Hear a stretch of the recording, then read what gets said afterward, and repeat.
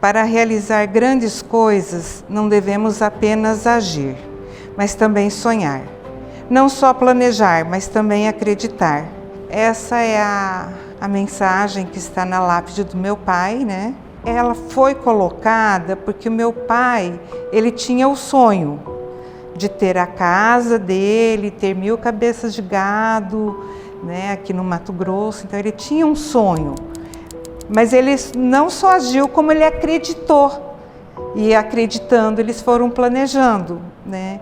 Então isso representa tudo o que hoje nós somos e o que eles deixaram para a gente, né? A gente tem que sonhar, a gente tem que acreditar, a gente tem que agir e a gente tem que planejar.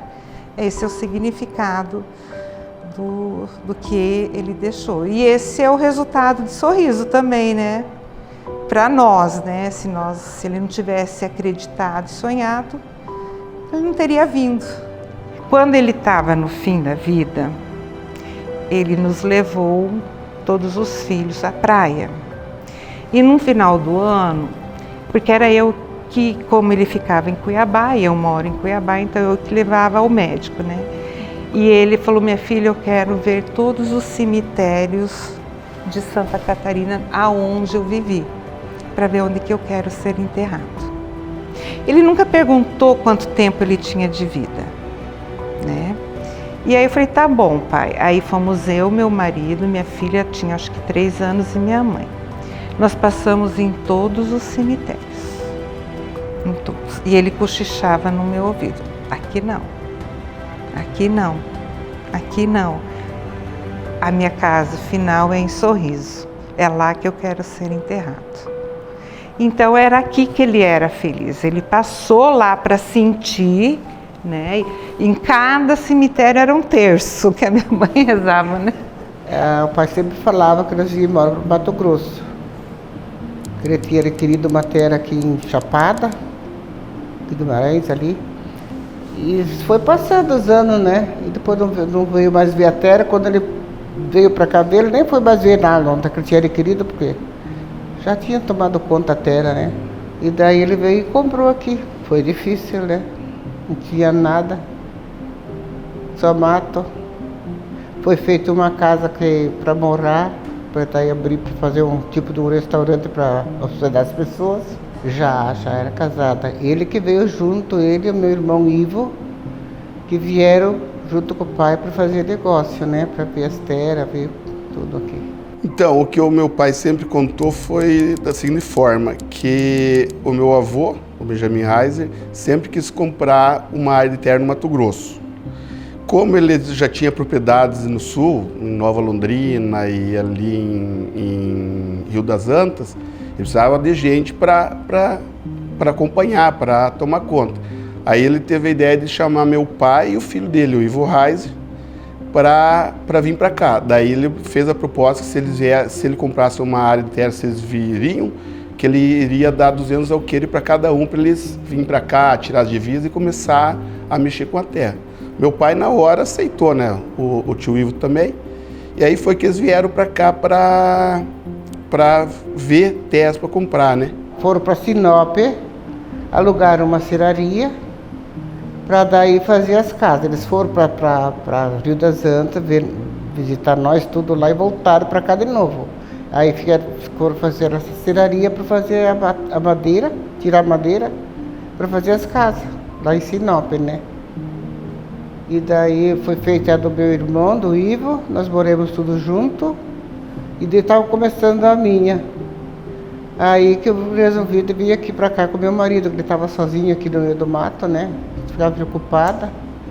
O meu cunhado, o irmão dele, o Alberto, veio lá em Sinop para me buscar para vir aqui com o irmão dele aqui. Foi o ano, quero ver se eu me lembro, né? Foi em 76, com as 3 crianças pequenas, 4, 6 e 7. Foi difícil, né? Não tinha nada, só mato. Foi feita uma casa para morar, para daí abrir, para fazer um tipo de um restaurante para hospedar as pessoas. Primeiro fizeram bem água, né? Para ter para ficar dentro. E daí fizeram, mas não tinha janela, não tinha porta, não tinha frestas, que eu enchi tudo lençol assim, de hora para quando eu via o pessoal enchia de gente no chão, dormindo esparamado, e daí, né, para fechar as frestas. E depois então começou a parar a gente para fazer refeição, né? E a gente começou a servir. O primeiro fogão foi uma tampa de tambor, em cima de 3 cumpizinhos assim no chão.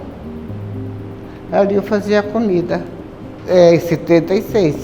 Era comida normal, né? De feijão, arroz, macarrão, essas coisas, né? Porque a gente comprava daí na Sinop, né? Ah, não, às vezes toda semana, porque ia buscar carne também, né? No açougue. E depois, com o tempo, começou os caminhões parar e a gente comprava dos caminhões de verdura, essas coisas, né? No começo, não. No começo, quem trabalhava na lavoura eram os Vígolos, Barrichello, Capelari. E eles vieram para cá e ficavam tudo, dava pensão para eles. Conhecer as terras, para abrir estrada, assim, né? E daí no último tempo ele começou a aumentar muita gente, coisa, mais serviço, né? Tudo no restaurante, onde começou a ficar mais ali também, mas sempre cuidando fora também, né? Eu saí do restaurante, acho que ficou 2 anos e pouco, pior tempo, né? A Jane, volta e meia, ajudava, ela servia um pouquinho as mesas, punhava uma bacia grande no chão, assim, ela sentava ali lavando louça. Tudo era o rio, né? A gente tinha que descer no rio Telespires. A gente lavava roupa, eu ajudava minha mãe. Para pegar água para beber, era no rio, levava para casa, né? Subia com um barrilzinho, cada um levava, claro, pequenininho, proporcional ao nosso tamanho. E o banho, foi muito bom, né? Teve a parte difícil, né? A gente saiu de Santa Catarina, tínhamos uma vida bem diferente. Nós tínhamos a família, o apoio da família, nono, nona, tios, né? Tanto de um lado da minha mãe quanto do lado do meu pai. E viemos para cá, aí ficou meu tio Ivo, minha tia com a família em Sinop, e o meu irmão, o Gerson, e eu com o Leno e minha mãe e meu pai aqui, que hoje é Sorriso, mas na época era só mato. Então era bem diferente, né? Que eu me lembro, eu fiz uma prova em Sinop para que eu passasse 2 anos. Acho que a primeira e a segunda série, não foi, mãe? Negócio assim. Porque a gente estudava na casa da Dona Arlete, na sala, eram todos juntos, entendeu? Primeira, segunda, terceira, quarta, quinta, sexta série. Eu não lembro quantas séries que eram, mas então eu aprendia o que eu tinha que aprender da minha idade e mais o que os outros estavam aprendendo. Eu não me recordo muito bem, eu sei que vem na minha mente ele com, eu não lembro o nome do equipamento, tipo uma matraca, eu não lembro qual. Ele abria o buraco, colocava a semente, eu e o Leno, a gente vinha tapando os buraquinhos. Mas até um certo ponto era divertido, né? Mas também tinha hora que a gente não queria fazer, a gente queria brincar. Era abrir um campo de experimentação, que dizem, né? Eles plantavam, faziam os canteiros, plantavam para ver o que dava melhor, né? Pegaram um agrônomo e foram fazer a experimentação. Eles logo começaram a plantar o arroz. Primeiro tem que plantar arroz para limpar a terra, tudo, para depois plantar o soja, né? Então primeiro foi plantado o arroz. Era muito mosquito, porvinha, borrachudo, abelha, tudo assim, entrava no cabelo, couro cabeludo, mordia. Era uma coceira, uma queimação que tá louco. Até de noite no ar, quando a gente estava dormindo, que tinha aquelas frestas, até a gente dormindo eles iam picar. A gente ia para Sinop, tinha um hospital lá feito de madeira, meio feio mesmo de ver, e uma farmácia. E daí lá que ficava Eu ficava doente e ia no médico lá. Mas aquelas crianças que pegaram malária, eu levei o Gerson lá, depois ficou os outros dois também, pegou malária, os 3. Acabei tratando na Vera, que tinha umas irmãs lá que tinham hospital que tratavam bem essa negócio da malária. Eles tinham os remédios que vinham da Alemanha. No tempo da enchente, que deu aquela chuvarada toda, que a estrada estava intransitável, aí vinha comida com búfalo. Eles traziam comida para Sinop. A primeira mulher. Depois de quase um ano, que começou a vir as outras vizinhas. Que veio a Lete Capelari, que era professora. Ela dava aula para os meus 3 e para os 2 dela, dentro da casa dela. Depois veio o Alcino Manfroy, ele tinha mais 3. Aí foi feita uma escolinha, né? E assim foi indo, foi aumentando, né? Nós não tínhamos brinquedos elaborados, nós não tínhamos televisão.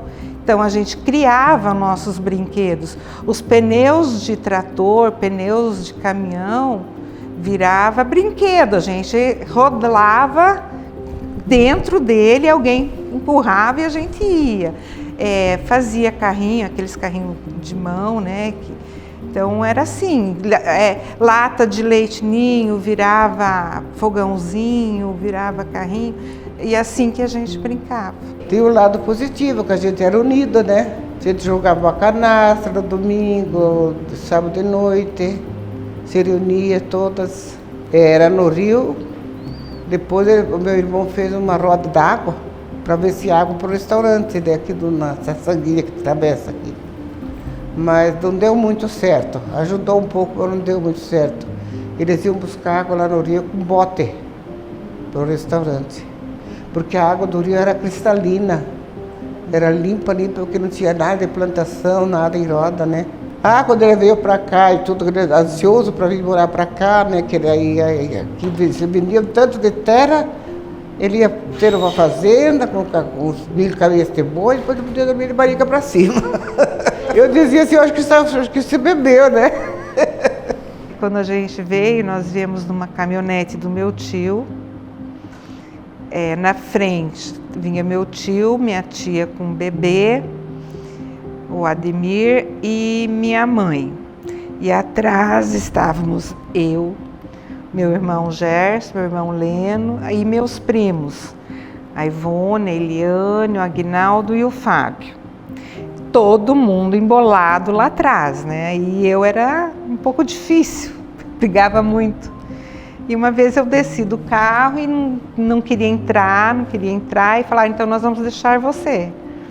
E pegaram o carro, e aí eu corri atrás, claro, né? Então me marcou.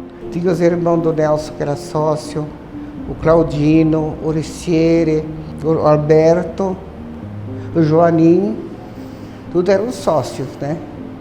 E tinha o Seula também, que era Claudino Seula e o Laurino Seula, que eram sócios no começo. Foi um sonho que deu certo mesmo, foi uma aventura, né? E lá em Rio das Antas não tinha mais futuro, né? Porque era uma cidade pequena e nós já estávamos pensando isso aí, era uma outra coisa, né? Sou grata, nossa, se não fosse o pai. Ele daí comprou a terra aqui, ele comprou primeiro 1.000 alqueires. Aí depois ele comprou mais 1.000 no ano seguinte. E daí ele dividiu as terras com os filhos, né? Deu para as filhas 100 alqueires, para os filhos 200. Bom, eu não me lembro, a primeira vez que ele veio ver a terra, não me lembro o ano, se foi 72, por aí. Depois demorou um tempo, depois ele veio, acho que foi 75 para cá. Eu acho que foi 73 e 74. Para mim é tudo, né? Às vezes eu fico pensando, como é que pode, né? Era só mato, só passava BR mesmo, né? E agora tá uma cidade dessa, dá orgulho pra gente, não dá? A realização do sonho dos meus pais, o que proporcionou para mim e para os meus irmãos uma vida estável, mais tranquila do que se ele não tivesse acreditado e minha mãe não tivesse também acompanhado e apoiado, nós estaríamos ainda em Rio das Antas, né? Não teria talvez a vida que nós temos aqui hoje. Foi uma grande aventura, que deu certo, né? Isso mostra que você não precisa ser estudado, ser letrado. Não que não seja importante ter uma formação, mas eles não tinham. Meus tios também não, né? Então, se tem perseverança e acredita e planeja e age, você consegue. Rapaz, hoje nem eu conheço Sorriso por inteiro. Volta e meia eu saio para dar umas voltas por aí e encontro bairros ali que antes era soja, plantação de soja. Tá enorme. Eu acho que nem todos os moradores aqui, a maioria, não sabe o tamanho que está essa cidade, que tem loteamentos, bairros para todo lado aí, e todos povoados já, e é impressionante, ter uma satisfação a gente dar uma volta e ver o quanto tem de crescimento essa cidade.